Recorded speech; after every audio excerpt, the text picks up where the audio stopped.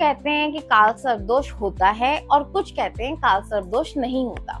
अगर हम पुराने टाइम में जाएं तो बहुत से विद्वान ऐसी बात बोलते हैं कि काल सर्प दोष नाम की कोई चीज होती ही नहीं है। लेकिन जब लोगों की लाइफ में कुछ दिक्कतें आने लगी और कुंडली की डेप्थ में जाके जांच की गई तो पता चला काल सर्प दोष नाम की भी कोई चीज होती है।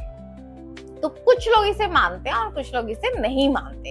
अब मैं आपको लेकिन बताना चाहूंगी कि काल सर्प दोष होता क्या है और काल सर्प दोष होता है या काल सर्प योग होता है।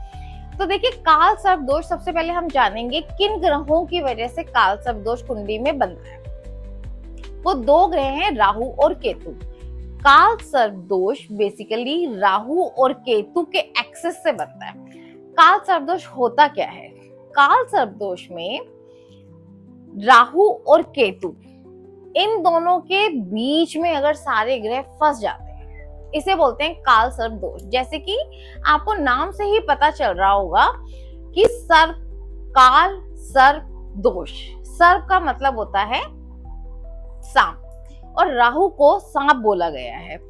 राहु सांप का ऊपरी भाग होता है, ये वाला हिस्सा, और केतु उसका नीचे वाला हिस्सा होता है। उसकी टेल को केतु बोला जाता है। तो जब भी ग्रह राहु और केतु, इन दो ग्रहों के बीच में सारे ग्रह आ जाते हैं और ये किसी भी एक्सेस पे बनता है। सबसे पहले मैं आपको बता देना चाहूंगी कि राहु केतु हमेशा एक एक्सेस पे होते हैं। राहु केतु हमेशा एक दूसरे के 7वें घर पे होते हैं। हम जानते हैं कुंडली में टोटल 12 घर होते हैं। अब एग्जाम्पल के लिए हम ले लें, अगर राहु आपके पहले घर में है तो केतु हमेशा 7वें घर पे होगा। ये राहु से हमेशा 7 घर छोड़ के ही बनता है।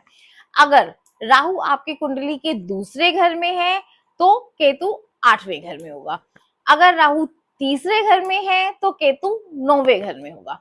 इसी तरह से इनका यही एक सीक्वेंस बनता है और इसी पोजीशन में अगर सारे ग्रह इनके बीच में आके फंस जाते हैं तो ये बन गया काल सर्प दोष।